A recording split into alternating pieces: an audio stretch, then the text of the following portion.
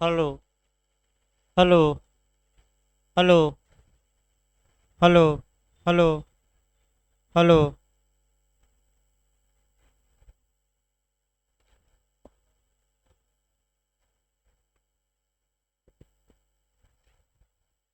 देखिए, आपका Uttarakhand police act चल रहा था और इसमें आपका चैप्टर 2 हम शुरू किए थे। और चैप्टर 2 से भी आपका कौन कौन क्वेश्चन बन सकता है ये बताया जा रहा था। अध्याय 2 में है पुलिस बल का गठन एवं संगठन। यानी कि उत्तराखंड में जो पुलिस बल होगा उसका कैसे गठन होगा और उसका संगठन क्या होगा। तो एक तो सेक्शन 3 से क्वेश्चन बनता है कि राज्य के लिए पुलिस बल का गठन का प्रावधान किस सेक्शन में है। एक धारा वाइज बन जाता है। तो आपका जवाब रहेगा धारा 3। दूसरा जो क्वेश्चन इसमें बन सकता है कि पुलिस बल पर राज्य में समग्र नियंत्रण या पूर्ण पूर्ण नियंत्रण या होल कंट्रोल कौन रखती है। तो राज्य सरकार। और पुलिस बल का गठन कौन करती है। राज्य सरकार। और राज्य सरकार के नियंत्रण के अधीन रहते हुए पुलिस पर कौन नियंत्रण रखेगा राज्य में। तो डीजीपी यानी कि डायरेक्टर जनरल ऑफ पुलिस यानी कि हिंदी में पुलिस महानिदेशक। ये बताया गया था। इसके बाद आपका सेक्शन 4 पुलिस रेंज बताया गया था। सेक्शन 5 पुलिस जिला। सेक्शन 5 से फिर क्वेश्चन बनते हैं कि जो पुलिस जिला रहेगा उस जिले में पुलिस पर सामान्य नियंत्रण किसका रहेगा। तो आपका जिला मजिस्ट्रेट मारिएगा। और स्पेशल या विशेष नियंत्रण पूछे तो आप मारिएगा एसपी या पुलिस अधीक्षक। धारा 5 से भी यूपी एपीओ में जहां तक बात है ऐसा क्वेश्चन कई बार बना है। और चूंकि यूपी एपीओ भी आयोग में वैकेंसी आ गई है और अब तब लगा है यानी कि जब आ जाए यानी कि आपका अच्छा यही होगा कि आपका उत्तराखंड पुलिस एक्ट समाप्त होने के बाद यूपी एपीओ की वैकेंसी आए तो हमारे लिए भी अच्छा होगा भाई। क्योंकि आपका तुरंत आपका माने यूपी का जो पुलिस एक्ट है वो भी अलग से पढ़ाना पड़ेगा। तो आपका अच्छा यही रहता कि अभी 15-20 दिन क्या आती बाद आती हम पर भी दबाव कम रहता थोड़ा। नहीं तो अभी आ जाएंगे बरसाती मेढक और कहेंगे कि पढ़ाई है पुलिस एक्ट। तो आपका अगला देखिए भाई आपका। इसके बाद आपका सेक्शन 7 पूछा जाता है पुलिस थाना। तो पुलिस थाने की स्थापना कौन करेगी। राज्य सरकार करेगी। और पुलिस थाने में जो प्रधान अधिकारी होगा या पुलिस थाने का प्रभारी या शॉर्टकट में एसएचओ कहा जाता है।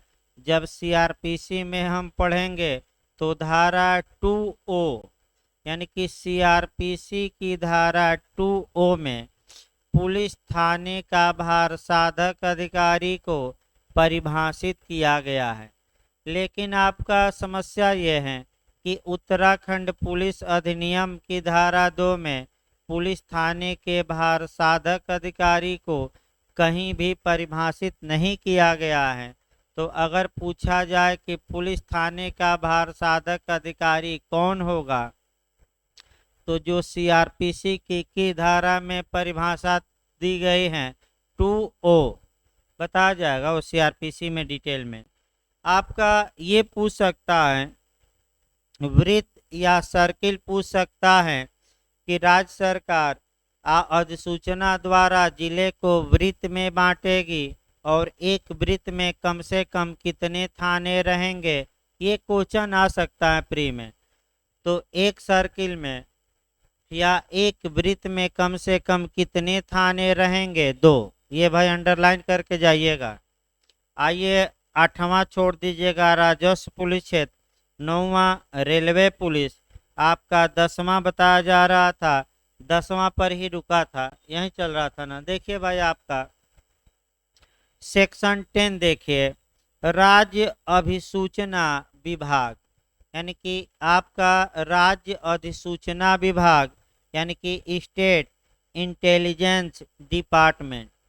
राज्य अभिसूचना विभाग जो होता है उसका मुख्य कर्तव्य ही होता है कि सूचनाओं को एकत्र किया जाए और वरिष्ठ अधिकारियों को सूचित किया जाए। जैसे कि आपका कहीं विद्रोह की जानकारी मिलती है, कहीं उग्र आंदोलन की जानकारी मिलती है, या कहीं देश के विरुद्ध षड्यंत्र की जानकारी मिलती है, तो ऐसी दशा में ये जो ब्यूरो होगा इन जानकारियों को एकत्र करेगा और एकत्र करके अपने वरिष्ठ अधिकारियों को इसकी सूचना देगा कि इस इलाके में ये उपद्रव होने वाला है या ये भारत के खिलाफ गतिविधि होने वाली है। अब इसमें जो मुख्य रूप से आता है फोन टेपिंग का मामला आता है कि क्या जो सूचनाओं को एकत्र किया जा रहा है उसमें फ़ोन टेपिंग भी लोगों का किया जा सकता है, या व्हाट्सएप चैट देखे जा सकते हैं कि नहीं, फेसबुक।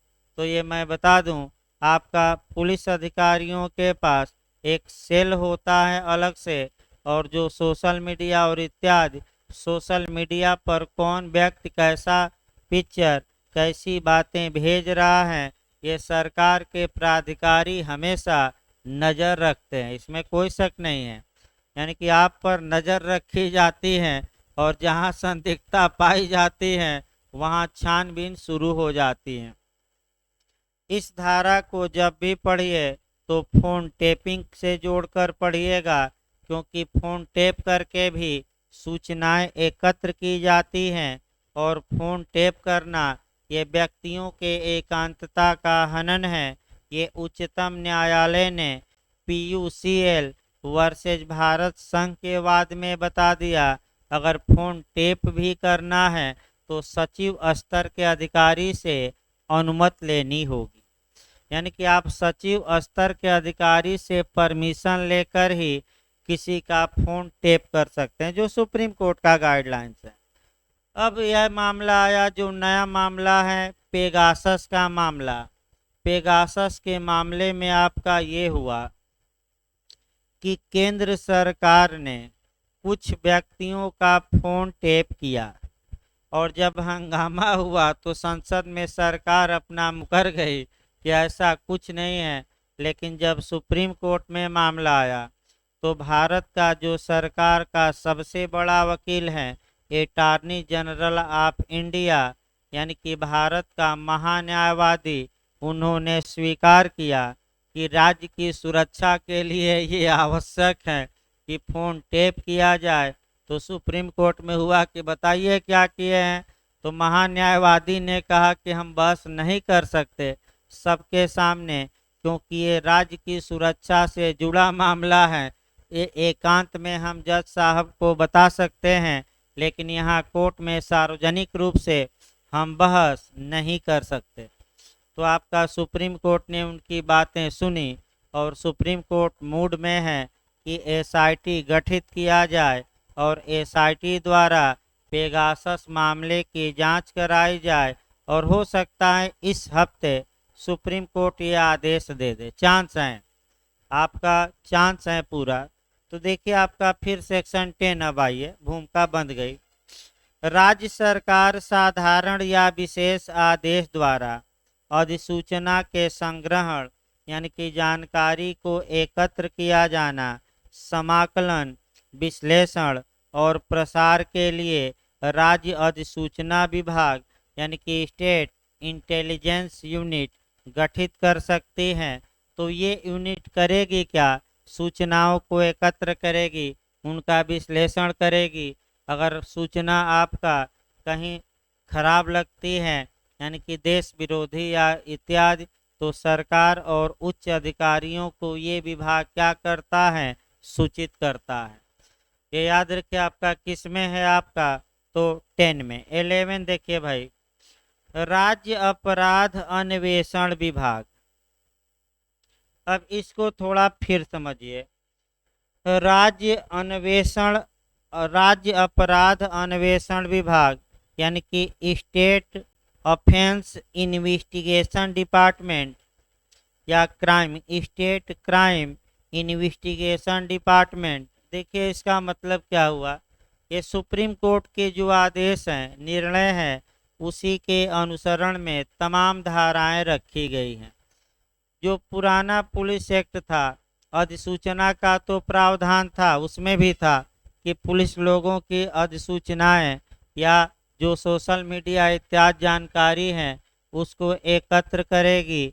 लेकिन जो नया कानून बना, जो सुप्रीम कोर्ट देखिए बार बार कह रहा था, उच्चतम न्यायालय बार बार राज्यों को ये सलाह दे रहा था कि जो लॉ एंड ऑर्डर मेंटेन करती है पुलिस, यानी कि जो पुलिस विधि और व्यवस्था बनाती है, आप उसको अलग करिए, और जो पुलिस इन्वेस्टिगेशन करती है वह अलग करिए। क्योंकि इससे हो क्या रहा है कि इन्वेस्टिगेशन में डिले हो रहा है और मुकदमे ज़्यादा पेंडिंग हो रहे हैं, क्योंकि आपका जस्टिस डिले, जस्टिस डिनाई, यानी कि देर से न्याय मिलना अन्याय के बराबर होगा। तो उत्तराखंड जब नया कानून बनाया तो ये व्यवस्था की गई भाई, जो पुलिस लॉ एंड ऑर्डर समाज में मेंटेन करेगी, विधि और व्यवस्था मेंटेन करेगी, उसके लिए अलग कर दिया गया है, और अपराध के अन्वेषण के लिए प्रावधान अलग। तो वहीं आपका सेक्शन 11 पढ़ना है।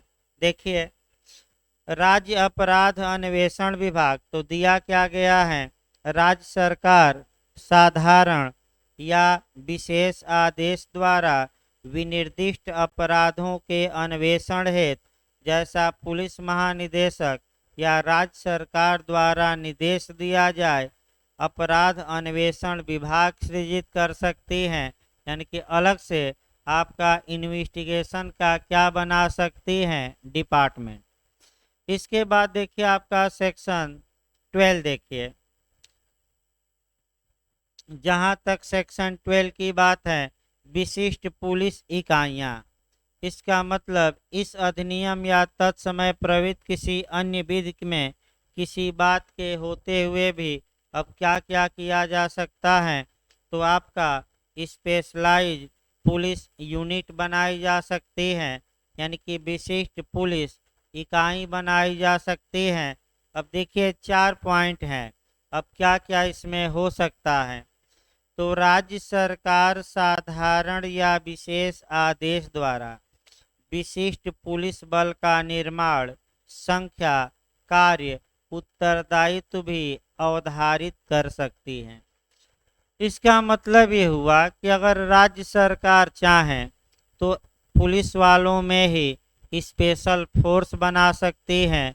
स्पेशल फोर्स इसलिए बनाई जाती हैं कि आपदा आ जाए या इमरजेंसी आ जाए या कोई कठिन आपका टारगेट पूरा करना है या कोई आपका खतरनाक काम है, तो वहाँ जो कमांडो होंगे या विशिष्ट पुलिस वाले होंगे उनको लगाया जाता है, उनको अलग से ट्रेंड किया जाता है।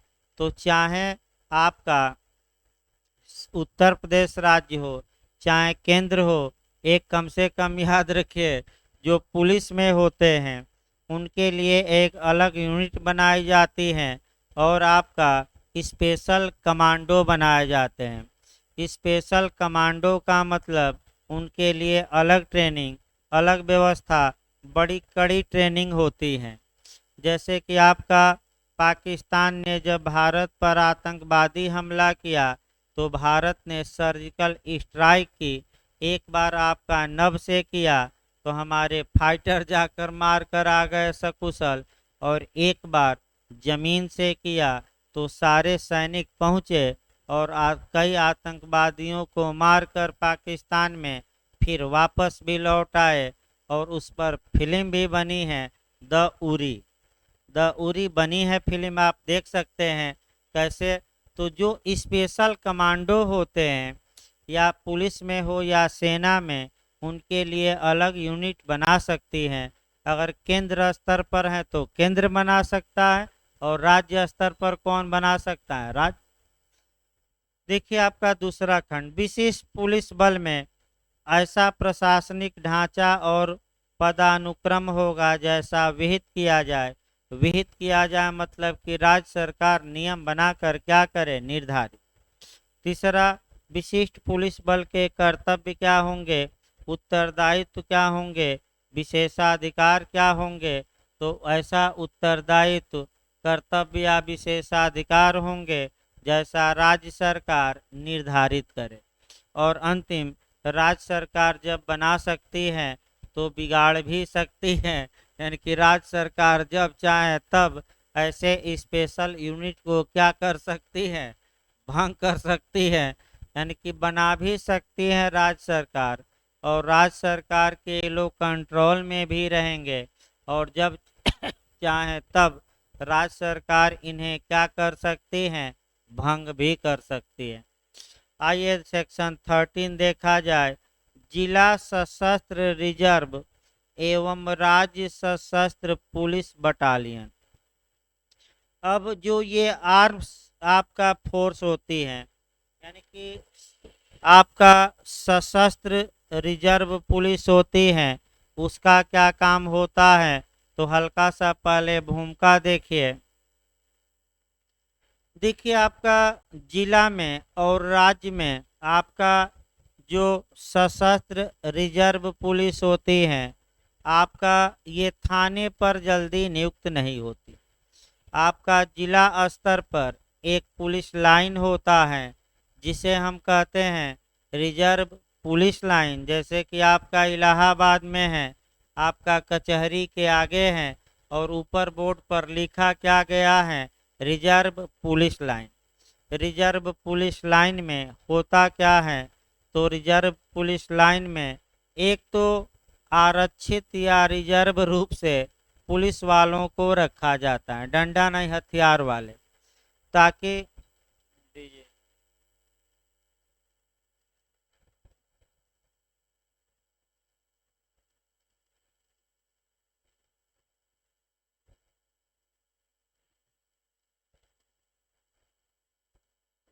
देखिए आपका डंडा या हथियार वाले रखे जाते हैं, माने डंडा नहीं हथियार वाले। और जहाँ भी दंगा हो, बलवा हो या हंगामा होने की आशंका हो, तुरंत वहाँ उनको भेजा जाता है। दूसरा, जो रिजर्व पुलिस लाइन का जो हेड होता है उसे आरआई कहते हैं, यानी कि शॉर्टकट में आरआई कहते हैं। आपका पुलिस नए पुलिस वालों को ट्रेनिंग देना, रिजर्व पुलिस रखना, फायरिंग का संचालन करना, यानी कि आपका, यानी कि उसको आपका देखिए याद नहीं आ रहा है क्या कहते हैं, आपका चांदमारी, चांदमारी कहा जाता है। चांदमारी माने निशानाबाजी, चिड़िया मारी नहीं। क्या कहा जाता है? हाँ देखिए भाई, आपका पानी उनी लेकर आया करिए, फिर बताया जा रहा है। भाई प्यास वास गर्मी ज़्यादा है, और पानी खुद भी पीजिए और सबको पिला दीजिए जिनको भी प्यास लगे, क्योंकि आपका मोदी जी ने कहा कि भारत तो सबको लेकर चलता है। तो पानी पीजिए भी और क्या करिए, पिला दीजिए सबको, ताकि भाई आपका कोई माने गस्त वस्त ना आए, यानी कि चक्कर वक्कर किसी को ना आए, क्योंकि भाई गर्मी भी देख रहे हैं कि आज बहुत ज़्यादा उमस है। आगे फिर देखिए भाई, चांदमारी। चांदमारी आपका यूपी पुलिस एक्ट में पढ़ना है। तो जो वार्षिक चांदमारी होती है उसका भी संचालन रिजर्व इंस्पेक्टर यानी कि आरआई द्वारा ही कराया जाता है। तो आपका रिजर्व सशस्त्र पुलिस बल का गठन भी राज्य स्तर पर और जिले स्तर पर कौन करती है? State government.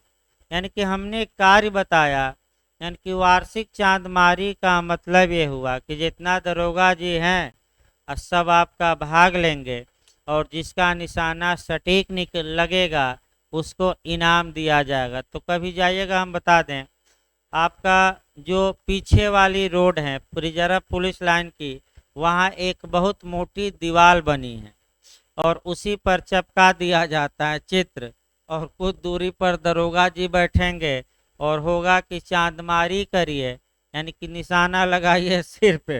अगर दरोगा जी सिर पर लगा दिए, यानी कि परिपक्व हैं दरोगा जी, तो भाई वर्ष में एक बार आरआई का काम है कि क्या करे, चांदमारी कराए कि कहीं भाई बवाल वाल हो जाए, गोली चलाना पड़े तो कहीं पुलिस की गोली मिस न हो।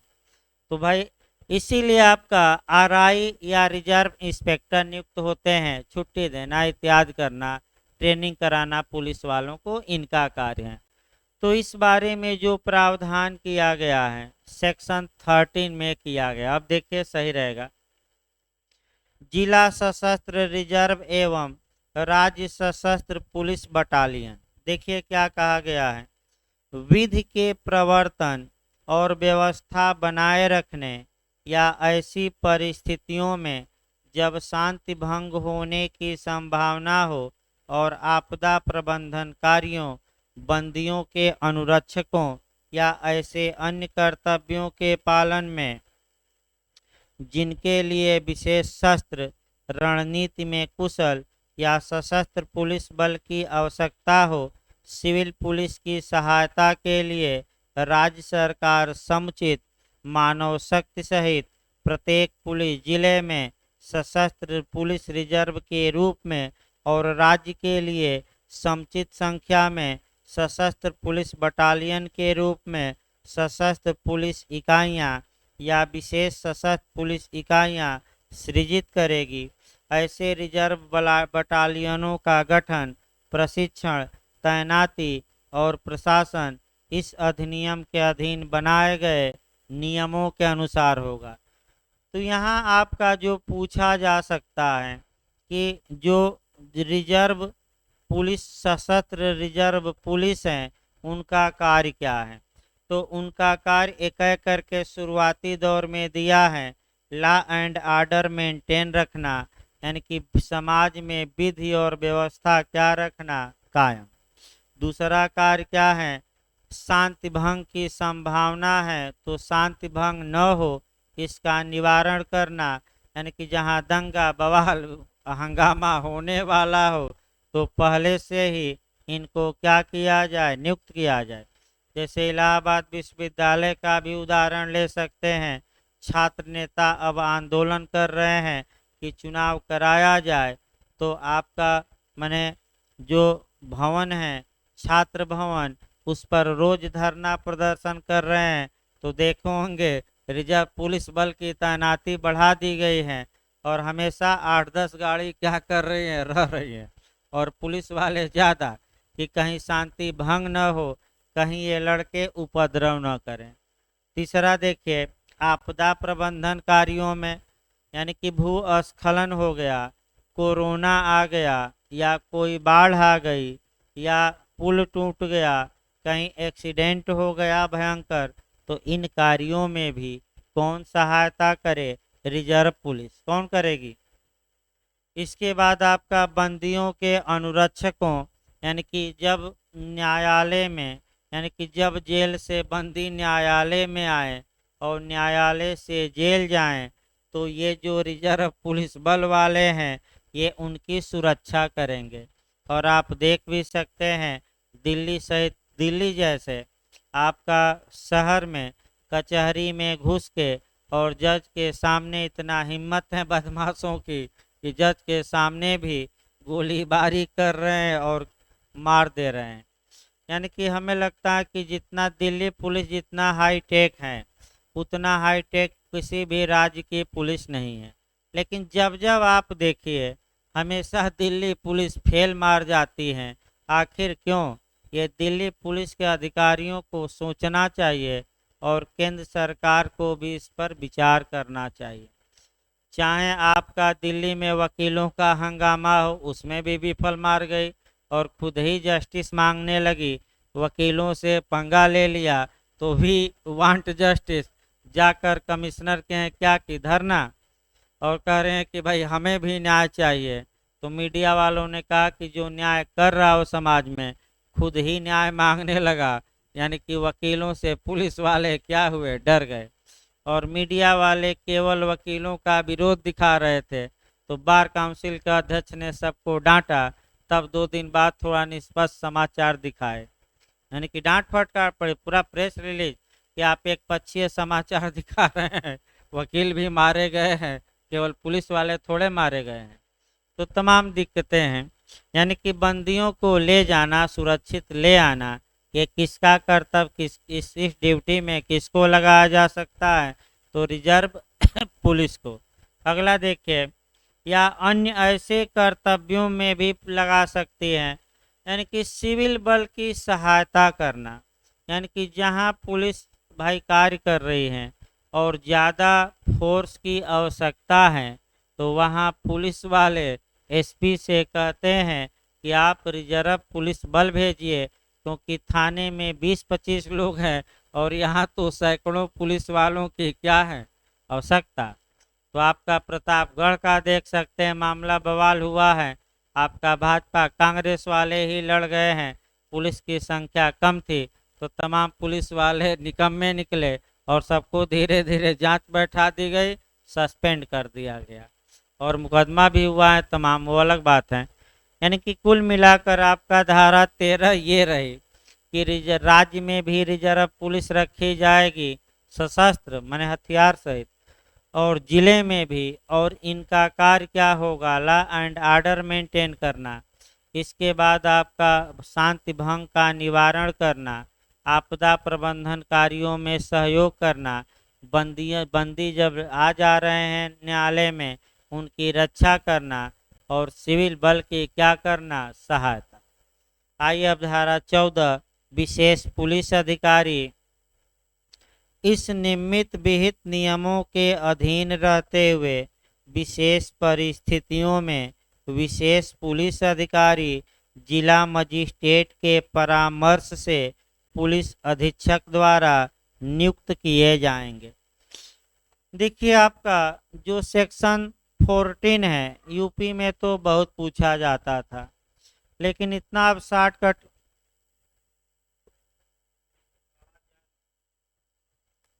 आप लाइव क्लास में जा रहे हैं कि नहीं, क्योंकि बैटरी हेलो जा रहे हैं ना। देखिए देखिए भाई, इसको आपका यूपी में जो पूछा जाता है, इस पर एक क्वेश्चन बनता है, मेंस में भी बना है कि विशेष पुलिस अधिकारी या स्पेशल पुलिस अधिकारी किसे कहा जाता है और इनको कैसे नियुक्त किया जाता है।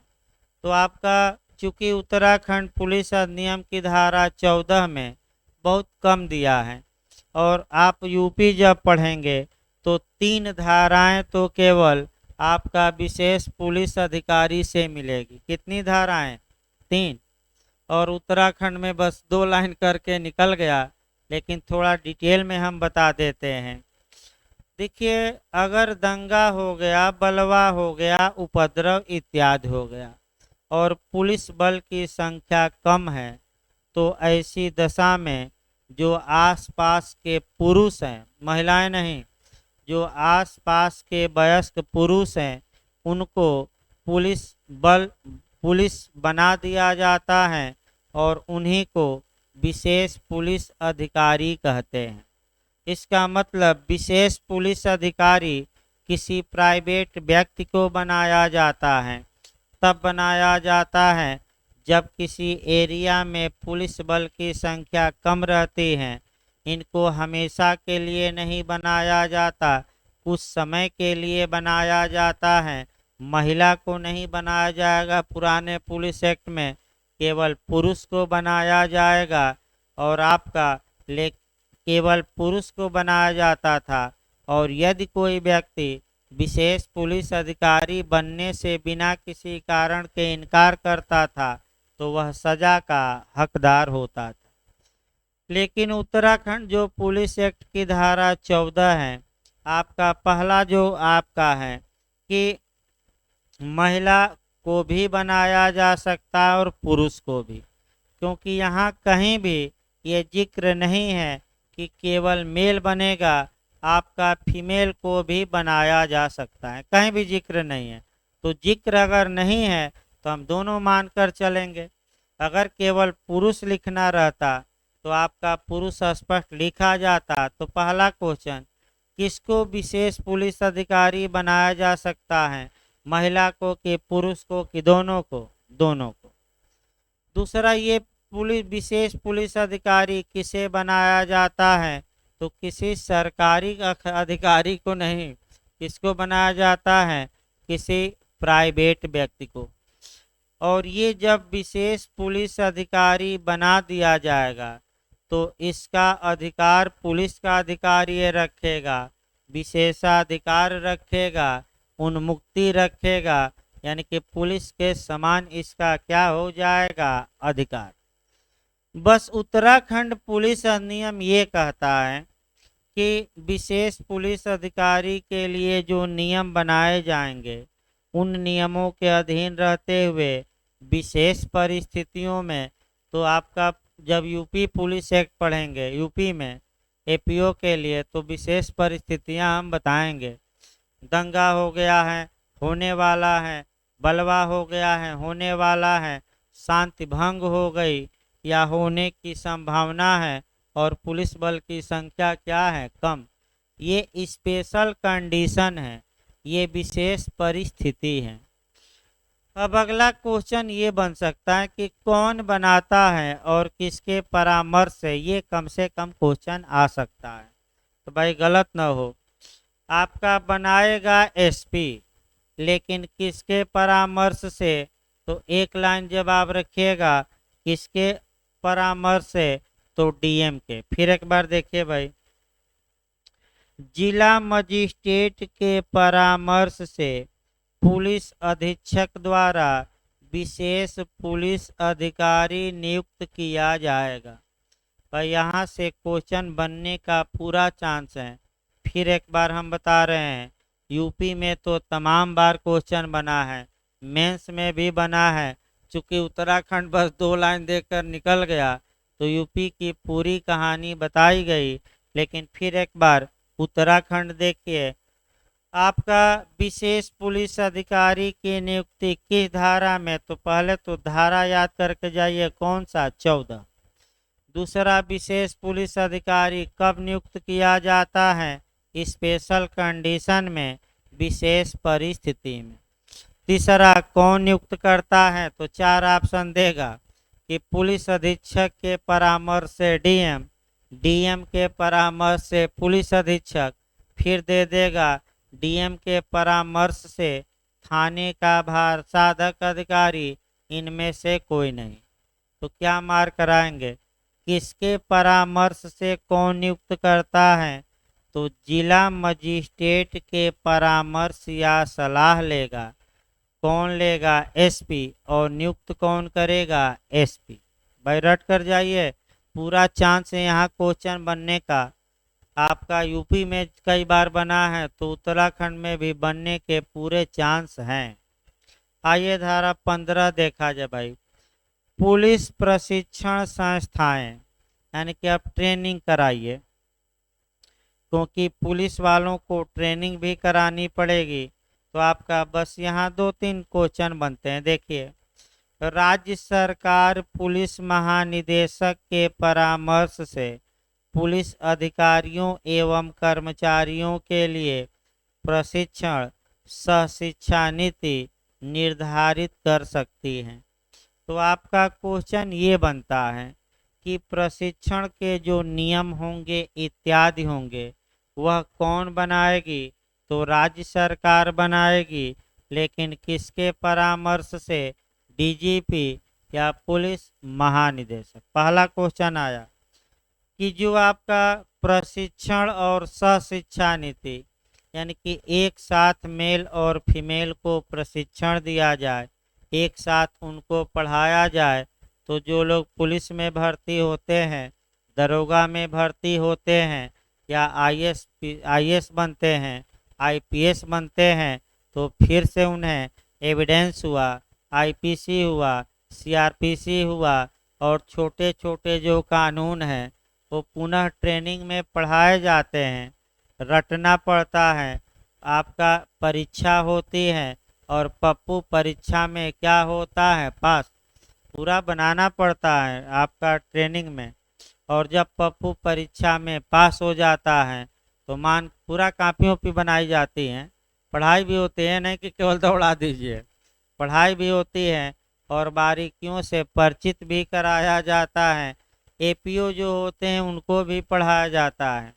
आपका फिर से आपको जब जाएंगे एपीओ बनकर तो आईपीसी छोटे छोटे कानून भी उस पर व्याख्यान देने रहते हैं, यानी कि काफ़ी आपका काम होता है। ये नहीं कि ऐसे ही बड़े बड़े अधिकारी आएंगे, कैसे आप न्यायालय में अपना पक्ष रखेंगे, सब कुछ आपको बताएंगे।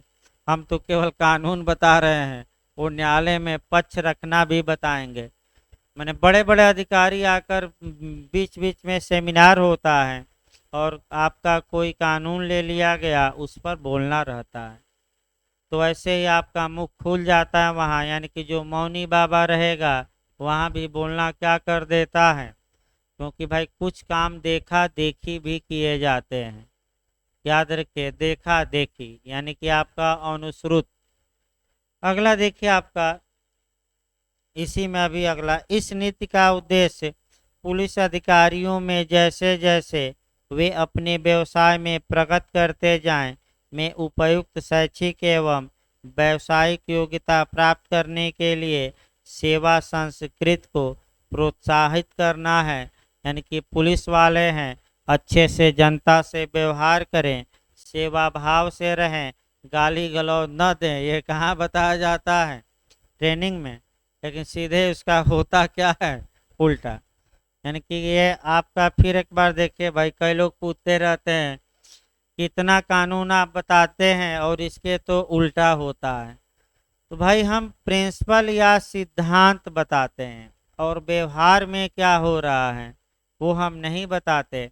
अब व्यवहार में ये है कि इतना पुलिस के कर्तव्य है कि प्रेम से बात करिए, और व्यवहार में जाइए तो कैसे बात करेंगे? गाली से।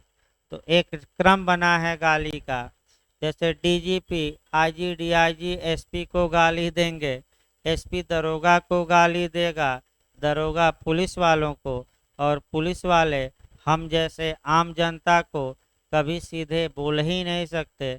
अब ये भी उसका कारण है कि अगर प्रेम से बोलने लगे तो कौन पुलिस से डरेगा?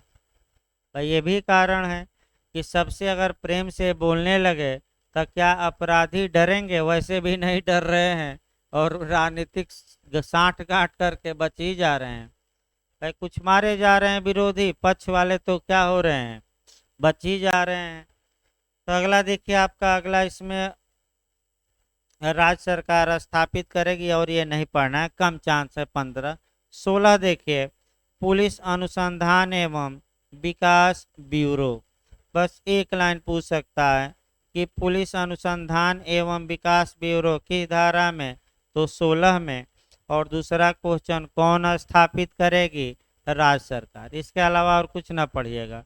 आइए धारा 17 देखा जाए, तकनीकी एवं सहायक बल, यानी कि अब टेक्निकल बल को बना लिया जाए, यानी कि टेक्निकल एंड सपोर्ट फोर्स। यानी कि जो तकनीकी और सहायक बल के बारे में जो प्रावधान किया गया है ये आपका 17 में किया गया है, 17 में। अब देखिए तकनीकी और सहायक बल। तकनीकी बल क्या होता है ये थोड़ा समझिए।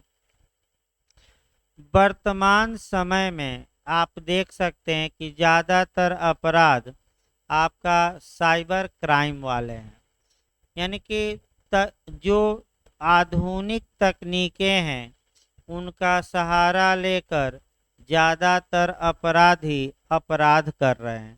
जैसे कि एक दो अपराध, इसी को साइबर क्राइम कहते हैं। भाई बता दिया जाए 2 मिनट। साइबर क्राइम कहा जाता है, और ये जो साइबर क्राइम है इसके लिए, यानी कि यह अपराध हैं और इसके लिए दंडित करने के लिए एक अलग कानून 2000 में बना है, जिसे आईटी एक्ट कहा जाता है, इंफॉर्मेशन टेक्नोलॉजी एक्ट या सूचना प्रौद्योगिकी अधिनियम सन 2000। और इस कानून के तहत आपका जितने सोशल मीडिया या जितने तकनीकी फेसबुक व्हाट्सएप या जितने ये आपका कंप्यूटर लैपटॉप से अपराध हो रहे हैं उनके लिए आपका दंड का प्रावधान किया गया है, यानी कि उसमें। लेकिन समस्या ये आती है कि जो टेक्निकल अपराध करते हैं वे जल्दी पकड़े नहीं जाते। और इसके लिए आपका ये है कि पुलिस प्रणाली उतना दक्ष नहीं है कि वह टेक्निकल अपराध करने वाले को खोज सके। पुलिस क्या, विश्व की प्रणाली भी उतना सक्षम नहीं है। तमाम बार तमाम देशों का कंप्यूटर, एटीएम, तमाम चीज़ें हैक हुई और आज तक पता कोई देश नहीं लगा पाया कि हैकर कौन था। जैसे कि आपका कोरोना काल में लगभग 5 लाख जो एसबीआई के ग्राहक थे उनके खातों से पैसा गायब हुआ। भारत सरकार पूरा प्रयास की कि कौन कैसे गायब हुआ, कहाँ पैसा गया, लेकिन आज तक पता नहीं लगा पाई। हाँ, चीन की ओर शक की सुई थी, लेकिन आज तक पता नहीं लग पाया। यानी कि जो साइबर अपराध होते हैं वह कहीं से भी बैठकर किया जा सकता है, विश्व के किसी भी कोने से किया जा सकता है, और किसने किया इसकी पहचान करना काफ़ी मुश्किल काम है। और पुलिस उदासीन भी रहती है। यानी कि बड़े लोगों का अगर एटीएम हैक हो जाए तो आपका सक्रिय, और आम आदमी का जाइए तो कहेंगे कि क्यों पासवर्ड बता दिए। आप ही बताए होंगे क्यों क्लिक कर दीजिए लिंक पर। यानी कि अब नए नए तरीके हैं भाई। 50 रुपया आपके खाते में आया और कहेगा कि आप 2 लाख का इनाम जीत गए हैं, लिंक भेजा हूँ खोलिए, और जैसे ही खोलेंगे वैसे ही आपको 2 लाख खाते में क्या होंगे, चले जाएंगे। और जैसे ही लिंक खोले तो आपकी सारी पर्सनल बातें उस लिंक से जुड़कर कहाँ चली गई, उसके पास, और उसके बाद तुरंत खाते से 40-50 हज़ार तो गायब हो ही जाएगा। तो जो आपका संदेहास्पद लिंक है उसको न खोलिए। मैं फिर कह रहा हूँ, आपका संदेहास्पद लिंक पर क्लिक न करिए। तमाम उपाय है। आजकल एक और उपाय चल रहा है कि हाँ, आपका ये एक तो कहेगा कि हाँ मित्र बोल रहे हैं, हाँ हाँ आपको मैंने क्या काम है, तो देखिए ऐसी ऐसी बात है, और मैं भाई आपका हमारा अकाउंट ही ब्लॉक हो गया है, आपके पास मैं 50 हज़ार भिजवा रहा हूँ और आप हमें क्या करिएगा, ट्रांसफ़र कर दीजिएगा, या आप पर कोड जाएगा, आप हमें बता दीजिएगा। तो जैसे ही आप कोड वोड बताए तो आपका सब खाता क्या हो जाएगा, गायब। आपका अभी आपका झारखंड में पकड़े भी गए थे। झारखंड के एक ज़िला है, क्या नाम है, जामतारा। वहाँ हमें लगता है कि पैदा होते ही बच्चा साइबर क्राइम सीख जाता है, वहीं सबसे ज़्यादा पकड़े जाते हैं। और जंगल में वो आलीशान बिल्डिंग बनाए हैं कि देख सकते हैं कितना, यानी कि लगता है कि यही अंबानी के पुत्र वंशज हैं। तो बहुत बिल्डिंग अच्छा अच्छा बनाए हैं, कभी जाकर देखिए। और पता लगा कि घास छिल रहा है और इतना बिल्डिंग, तो सब साइबर क्राइम। भाई कोई फंस गया मुर्गा, दिन भर में 40 हज़ार आ गया तो काम हो गया। भाई फोन आए, कोई भी फोन आए, अपनी न तो पर्सनल बात बताइए, न ही अकाउंट नंबर, न ही कोई कोड, न ही किसी गलत लिंक पर क्लिक करिए जब नहीं जानते। आपको सतर्क किया जाता है, धोखा हो सकता है। एटीएम भी यूज करिए तो सावधानी से, जब तक कि मशीन आपका माने समाप्त ना हो जाए ट्रांजैक्शन, तब तक ना छोड़िए एटीएम। भले पैसा फंस जाए तो वहीं बैठे रहिए आधा घंटा, नहीं तो उसके बाद क्या होगा कोई भरोसा नहीं। तो आपका तकनीकी हम सहायक बल हम बता रहे थे, पुलिस को सख्त आवश्यकता है। पुलिस को ये चाहिए कि कुछ जो एक्सपर्ट हैं आईटी वाले उनको रखे। यानी कि जो आईटी एक्सपर्ट हैं अपने विभाग में भर्ती करे राज्य सरकार, क्योंकि पुलिस उतना जानकार नहीं है आईटी में, अतः उनको भर्ती करके बेचारे वैसे इंजीनियरिंग करके घूम रहे हैं तो कुछ काम भी कर लेंगे। तो तकनीकी बल कौन बना सकता है, राज्य सरकार।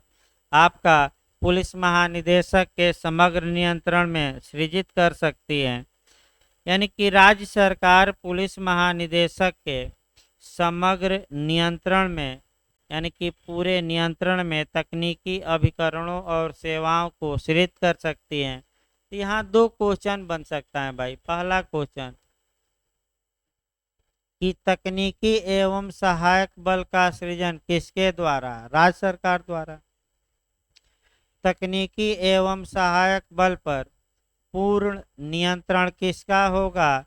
तो राज्य सरकार स्थापित करेगी, लेकिन जो कंट्रोल होगा वह पुलिस महानिदेशक का होगा, यानी कि डीजीपी का।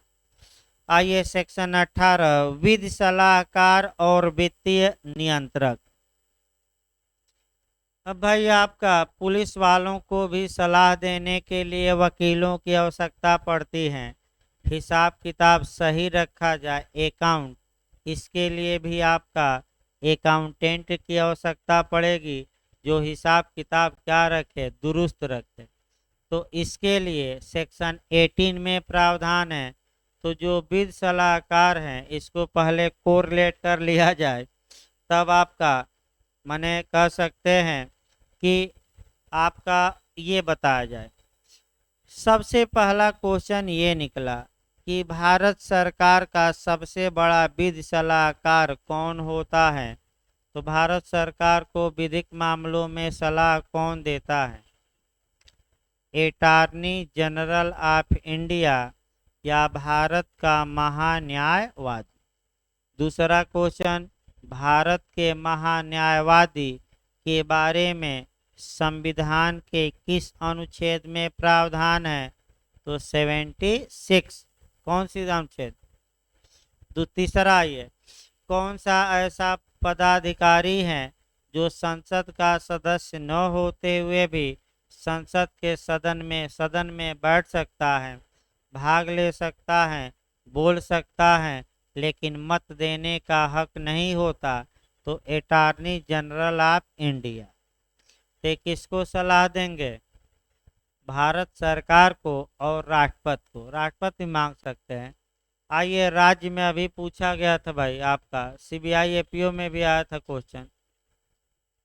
इसीलिए कहा जाता है कि जो कोरिलेट किया जाए, निश्चित तौर पे क्वेश्चन बनता है और इसमें कोई शक नहीं है। आपका ये जो हम बताए कि आपका कौन सा ऐसा व्यक्ति है जो सदन में बैठ सकता है लेकिन वोट देने का हक नहीं, ये कौन बनेगा? करोड़पति में पूछा गया और बिहार का एक लड़का 1 करोड़ इसी क्वेश्चन पर जीत गया। हेल्पलाइन की सहायता लिया था, थोड़ा कट गया, लेकिन आपका इसी क्वेश्चन पर 1 करोड़ जीता था एक बार।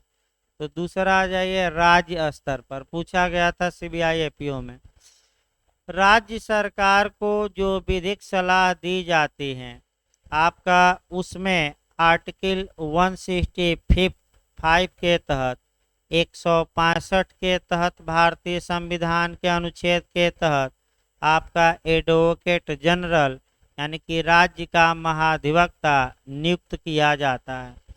राज्य का महाधिवक्ता राज्य का सबसे बड़ा विधि अधिकारी होता है और वह राज्य सरकार को सलाह देता है और कहीं भी राज्य में या सुप्रीम कोर्ट में भी जाकर बिना किसी एफिडेविट के राज्य सरकार के फेवर में, विरोध में नहीं, फेवर में बहस कर सकता है, राज्य सरकार का पक्ष रख सकता है।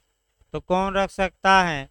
एडवोकेट जनरल यानी कि महाधिवक्ता।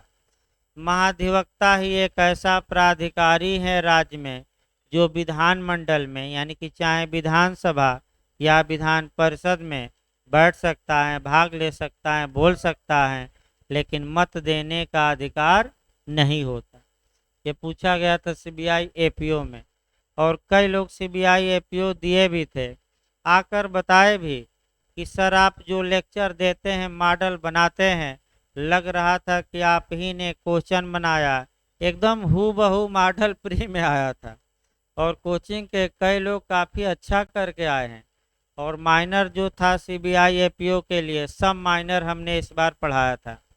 चूँकि ऑफलाइन क्लास चल नहीं रहा था तो जितने माइनर थे, जो लोग भी आए, सभी माइनर, चाहे आईटी एक्ट हो, चाहे आपका माने ये आपका सीबीसी का कानून हो, चाहे आपका लोकपाल का जो भी था, भ्रष्टाचार हुआ, आपका दिल्ली विशेष पुलिस स्थापना, सब पढ़ाया गया था इस बार। और आपका और काफ़ी अच्छा करके कई लोग आए हैं, बहुत उत्साहित हैं कि लग रहा है कि हमारा हो जाएगा। तो भाई काफ़ी चीज़ें पढ़ाई गई और आईपीसी सीआरपीसी एविडेंस और संविधान बिहार एपीओ के लिए पढ़े थे, वहीं काम आया। अभी तो शुरुआत हो रहे हैं भाई, अभी कहाँ पढ़ाया गया। तो आपका फिर देखिए, वित्त सलाहकार को फिर जोड़िए। आपका एविडेंस में कम से कम एक धारा याद रखिएगा कि जो वित्त सलाहकारों से गोपनीय सलाह ली जाती है, संसूचनाओं का आदान प्रदान होता है, क्या उनको प्रकट किया जा सकता है कि नहीं? नहीं। और ये किस सेक्शन में है? वित्त सलाहकारों से गोपनीय संसूचनाएं, तो 129 भारतीय साक्ष्य अधिनियम की धारा 129, 126 न मार दीजिएगा। वित्त सलाहकारों से गोपनीय संसूचनाएं हम बता रहे हैं, सलाह लेना नहीं। सलाह दे दे कि वित्त माने अधिवक्ता से सलाह, तब 126, और वित्त सलाहकार दे दे तो 129। आगे देखिए भाई आपका, अब देखिए धारा 18 अपने आप आसान हो जाएगी, काफी कोरिलेट किया गया, एक क्वेश्चन निश्चित बनेगा। देखिए धारा 18 वित्त सलाहकार और वित्तीय नियंत्रक। देखिए राज्य सरकार विधिक एवं वित्तीय मामलों में पुलिस महानिदेशक की सहायता और उसे परामर्श देने के लिए क्रमशः एक वित्त सलाहकार और एक वित्तीय नियंत्रक नियुक्त कर सकेगी। अब आप लोग बताइए, ये जो वित्त सलाहकार होगा ये किसकी सहायता करेगा? राज्य सरकार की करेगा कि केंद्र सरकार की? पुलिस महानिदेशक, हाँ पूछ सकते हैं भाई किसकी। और ये जो वित्त नियंत्रक होगा, फाइनेंस आपका कंट्रोलर होगा, ये भी डीजीपी को ही सहायता और सलाह देगा। यानी कि इसका मतलब कि अब ऊपर से जोड़िए, केंद्र सरकार को सलाह देता है कौन? तो आपका जवाब रहेगा अटॉर्नी जनरल। राज्य सरकार को विधिक सलाह कौन देगा? Advocate general. तो अनुच्छेद भी अब एक लाइन में करिए। अनुच्छेद 76 अटॉर्नी जनरल, अनुच्छेद 165 एडवोकेट जनरल, और पुलिस महानिदेशक को कौन सहायता देगा और सलाह देगा विधिक मामलों में? तो आपका विधिक सलाहकार। तो ये उत्तराखंड पुलिस अधिनियम की किस धारा में? 18 में। तो अब कोई समस्या हो तो बताइए, नहीं तो भाई आपका ये जो अध्याय 2 था आपका समाप्त हो गया भाई। अध्याय 2 जो आपका समाप्त हो गया, इसको लिख लीजिए भाई। इसको लिखवाना भी है, अभी लिखवा नहीं लिखिए तब अध्याय 3 शुरू होगा। लिखिए भाई, हेडिंग डाल लीजिए। तो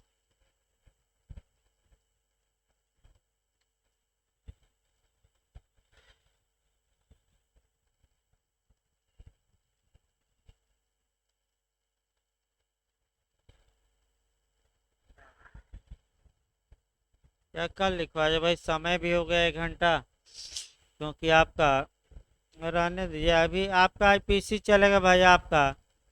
देखिए चूंकि सुबह भी आईपीसी चल रहा है, शाम को भी, तो चैप्टर हम अलग अलग कर दे रहे हैं, क्योंकि कुछ लोग भाई जल्दी के चक्कर में दोनों टाइम आ रहे हैं। तो आईपीसी की सामान्य बातें हम बता चुके हैं। आज आपका अध्याय 17 से शुरू होगा। सुबह वाले में ये कर देते हैं कि शुरुआती दौर से शुरू कर देते हैं, और शाम वाले में अध्याय 17 से। इसका ये फायदा होगा कि जो लोग बहुत जल्दीबाजी में हैं तो भाई उनको भी लाभ हो जाएगा, क्योंकि भाई अगर 21 नवंबर को परीक्षा हो गई उत्तराखंड, तो भाई हमें ये भी देखना है कि सिलेबस भी उसके पहले एक बार कम से कम क्या हो जाए। तो भाई आपका अध्याय 17 संपत्ति के विरुद्ध अपराध शुरू होगा। तो पहले अब 17, 18, 19, 20, 21, 22, 23 इधर समाप्त कर दिया जाए, तब अध्याय 16 चलेगा। और जैसे अध्याय 16 समाप्त हुआ, यानी कि 2/3 आईपीसी समाप्त, मैंने 16 से लेकर 23 तक जैसे ही पढ़ लिए, 2/3 आईपीसी क्या हो गई।